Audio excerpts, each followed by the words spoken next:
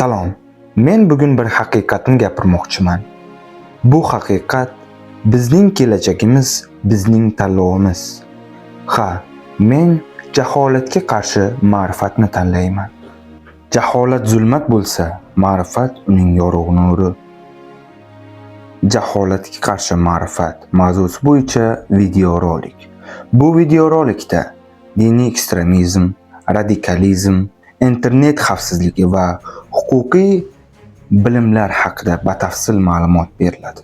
Jaholat bu faqat bilimsizlik emas, bu haqiqatdan ko'z yumish, bu yolg'on g'oyalar ortidan ergashish, bu manipulyatsiyaga uchrash, boshqalarning qo'g'irchog'iga aylanish.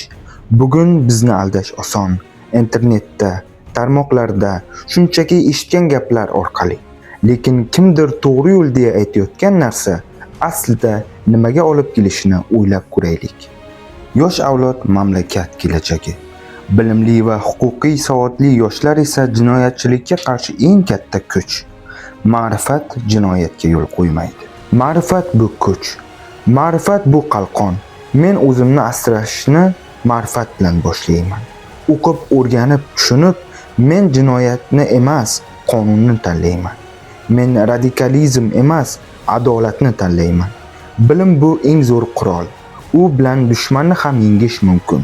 Qonunni bilgan kishi hech qachon jinoyatchiga aylanmaydi. Ekstremizm va terrorizm bu tahdid. Ular yolg'on va manipulyatsiyalarga asoslangan. Bu ishlarning oqibatida 2005-yilda Andijonda ro'y bergan voqealarni yodga olib, xulosa chiqarishimiz zarur. Bu oqimlarga qo'shilib qolmaslik uchun huquqiy bilimlarga va dunyoviy ilmlarga ega bo'lishimiz zarur. Huquqini bilgan kishi adolatsizlikka chiday olmaydi. U aldovga uchramaydi, qonuniy yo'lni tanlaydi. Huquqiy savodxonlik jinoyatga qarshi qalqon. Jinoyatni ko'rib jim qolish unga sherik bo'lish demakdir. Hamma o'ziga javobgar. To'g'ri yo'lni o'zingiz tanlang. Radikal targ'ibotlar ko'pincha internet orqali tarqaladi. Agarda shubhali xabarlarga duch kelsangiz, uni baham ko'rmang, xabardor qilmang.